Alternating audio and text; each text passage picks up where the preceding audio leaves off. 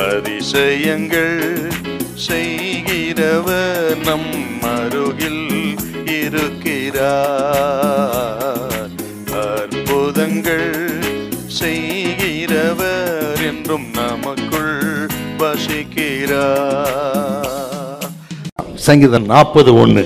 கர்த்தருக்காக பொறுமையுடன் காத்திருந்தேன், அவர் என்னிடமாய் சாய்ந்து என் கூப்பிடுதலை கேட்டார். கர்த்தருக்காக நான் பொறுமையுடன் காத்திருந்தேன். அப்ப எப்ப இதெல்லாம் செய்வார்னா, நாம் கர்த்தருக்காக காத்திருக்கும் பொழுது காத்திருக்கணும், ஜெபிக்கணும். காத்திருக்கிற நாட்கள் கடினமான நாட்கள் தான். காத்திருக்கிற நாட்கள் நமக்கு ஒன்றும் புரியாத நாட்கள் தான். என்ன நடக்கும் தெரியாது, எப்படி விடுதலை கிடைக்கும் தெரியாது. ஆனால் காத்திருக்கிறோம், கர்த்தர் என்னை விடுவிப்பார். என்ன நடக்கும், எப்படி இதுல இருந்து ரிலீஸ் ஆகும், இது நடக்குமா, முடியுமா என்று 1000 கேள்வியோடு நீங்க வந்து கர்த்தருக்க காத்திருந்தார். உங்களுக்காகவே சொல்லுகிற வார்த்தை, கர்த்தருக்கு காத்திருக்கிறோ புது பலன் அடைந்து கைகளை போல எழுந்தி உயர உயர. என்ன அர்த்தங்க? காத்திருக்கிற மக்கள் ஒரு நாள் வைக்கப்பட்டு போக மாட்டாங்க. உயர உயர அடுத்த லெவலுக்கு கத்த கொண்டு போவா. இது நடக்குங்க. அடுத்த லெவல் உனக்கு உண்டு சகோதரி, சகோதரர். நெக்ஸ்ட் லெவல் உனக்கு உண்டு. அதுக்கு தான் இந்த பாடுகள், அதுக்கு தான் இந்த சோதனை. அவருக்காக காத்திரு, நீங்க வெட்கப்பட்டு போக மாட்டீங்க. உன் வெட்கத்துக்கு பதிலாக 2 மடங்கு பலன் வரும்.